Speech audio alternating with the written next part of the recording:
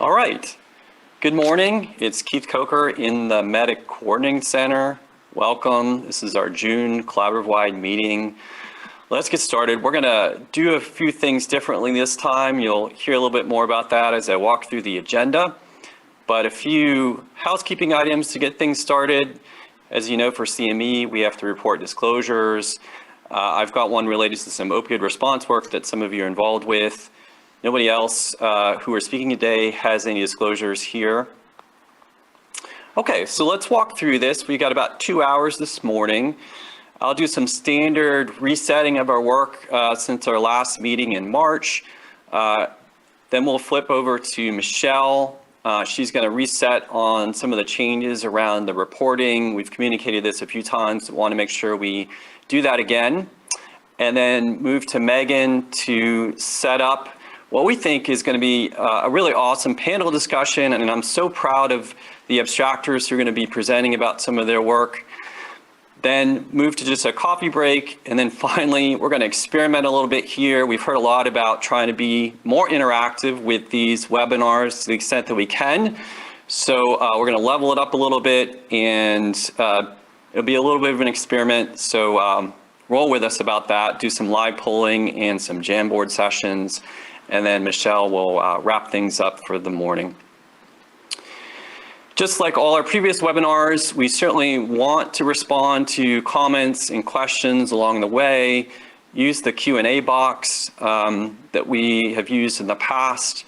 We'll have some moments where we will take questions from all of you. So please use that. For those that want CME, this is a pretty standard approach for us. Use the QR code to get the link to request that. We're always looking for responses to how we can do better. Here's the link to the survey. We'll have another link at the end of this meeting and also in the email. So again, we can do better as always next time. All right, it's pretty amazing how much growth we're experiencing within Medic. We've already talked about some that are joining this year. Turns out we've got a few more that are joining. We're breaking into the Ascension Health System, 3 sites, St. Mary's in Saginaw, Macomb, Oakland, Borges, and then another Trinity site in Muskegon. If any of you are there from these sites, welcome. And we're hosting 2 interns this summer. We did this last year really successfully. We're excited to have 2 more this year. Timberly Whittius, who's an MPH candidate, School of Public Health at University of Michigan, and Sarah El-Assab, who's a PhD candidate, also in the School of Public Health. They're going to be doing work focused on the disparities that we're leading, in particular through the work group. You'll probably hear more about this later in this fall. All right, so we show this dashboard every time, update it. You know, it's imperfect because what we're showing here is the aggregate performance across everybody, no matter what stage you are in your maturity and development. But it's a useful dashboard just to understand at a high level our performance and across all our many quality initiatives. What we're doing a little bit differently this time is actually breaking it down by cohorts. You have a better understanding of how performance evolves over time. So this is for the adult head injury appropriateness measure. And you can see some really great trends over time across the cohorts. I'm going to actually show you something in a lot more detail, a little bit more of a sophisticated analysis.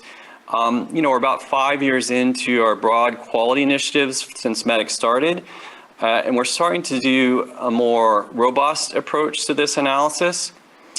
So this is for the same adult head injury appropriateness measure.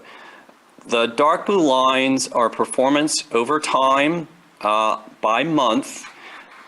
This is for 3 cohorts, overlapped on time. I'll explain that in a bit. And then the light blue line is actually the counts of head injury CT or head CTs done broadly for all ED visits. And what you see is improvement over time on the performance within 95% confidence intervals, and some improvements on the numbers as well.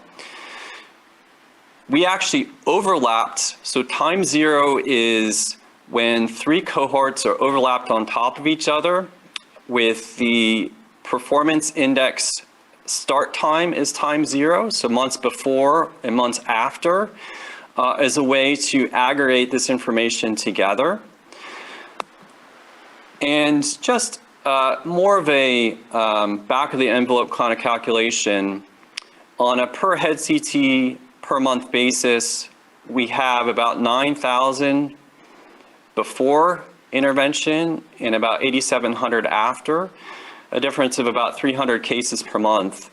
So in the course of a year, over 15 sites, this is a reduction of about 3,600 CT scans. Another way to look at this information is to, again, disaggregate the 3 cohorts so you can see trends over time with improvement, generally speaking, over the months that you see. Perhaps even some improvement in the speed of improvement in the last cohort relative to the others. So perhaps we are learning from each other and doing better as we speed up the improvement, cycling in new sites and new cohorts. I'm going to walk through each of these quality initiatives in the same way. This is for the intermediate risk head injuries in children. A little bit less of a clear picture of improvement, broadly speaking, across other cohorts, but you can see still generally improvement over time. And then a similar analysis where we're looking at performance in dark blue, so that's the proportion of scans in this intermediate risk group. And then in the lighter blue, the numbers of scans, again, all head CT scans in pediatric ED cases. So in this case, improvement is down, better is down. Again, overlapping the cohorts together, so we've got 15 sites here, with time zero being when the financial incentives, so the performance index starts, months after, months before. A little less of a clear statistically improvement over time, significant improvement over time. It still generally trends getting better. And then this is looking at how many cases, how many head CTs per month in aggregate before and after. Generally speaking, about 30 cases of improvement better per month. So over the course of a year, about 360 CTs in reduction. Again, disaggregating them. So this is each cohort separately, a little noisy data to show, but generally speaking, improvement over time. So these are the other initiatives that we're involved in. PE, CT scans. This is mostly paused this year because of the pandemic, so we're not as focused on this as quality improvement work within the performance index. But still, when we are really focused on this work, you could see improvement over time, and we will circle back to this in 2022, but improvement. Similarly, for chest x-ray use in pediatric respiratory conditions, again, by cohort, generally speaking, getting better.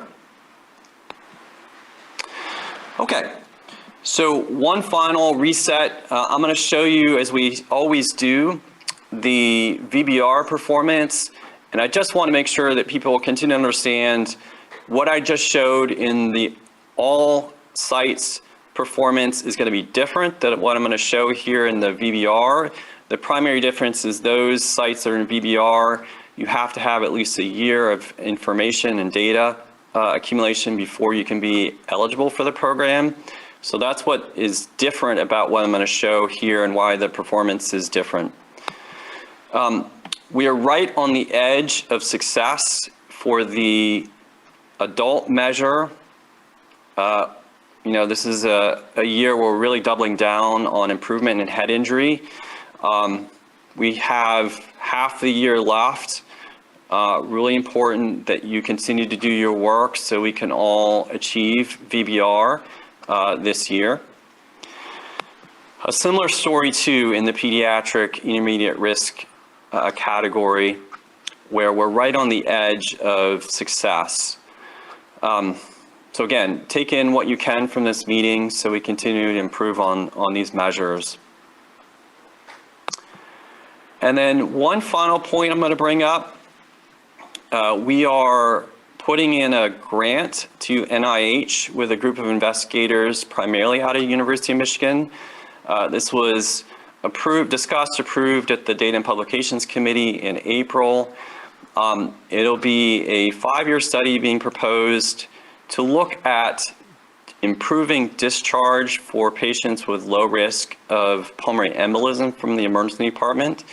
So using some robust analyses and interventions to see if we can make a change, understand what that change was the result of, learn from it, and then in more rigorous research-oriented ways, disseminate that. So this grant goes in June. We won't frankly hear until the fall, and it may not be a year or two until we, if we're successful, able to implement this study.